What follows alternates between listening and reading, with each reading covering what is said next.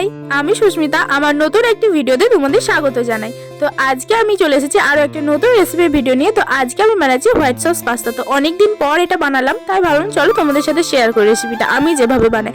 প্রথমেই দেখো একটা প্যানের মধ্যে সাদা তেল দিয়ে কিছু পরিমাণ বোনলেস চিকেন দিয়েছি, তারপর দিয়েছি রসুন কুচি আর কিছু সবজি। এখানে আমি তো আমার পছন্দ মতো সবজি নিয়েছি, তোমরাও তোমাদের পছন্দ মতো সবজি নিতে পারো। আর হোয়াইট সস পাস্তাতে তো জানো সবজিগুলো বেশি ভাজা চলে না, তো আমি অল্পই ভেজেছিলাম। আর এখানে শুধু নুন আর গোলমরিচের গুঁড়ো দিয়ে ভেজেছিলাম, দিয়ে তারপর তুলে রেখেছি। এরপর ওই প্যানের মধ্যে অল্প একটু বাটার দিয়ে 1 চামচ ময়দা দিয়েছি আর দিয়েছি দুধ, দিয়ে ভালো করে মিক্সড করে নিয়েছি যাতে কোনো লাম্পস না থাকে।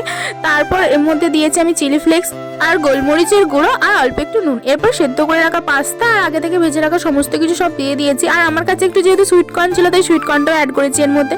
আর এরপর ওপর থেকে একটু দিয়ে দিয়েছি গ্রেটেড চিজ। ব্যাস, সব কিছুকে ভালো করে মিক্সড করে নিলে রেডি হয়ে যাবে। এই পাস্তাটা খেতে তো আমার দারুণ লাগে। ওটা কেমন লাগলো অবশ্যই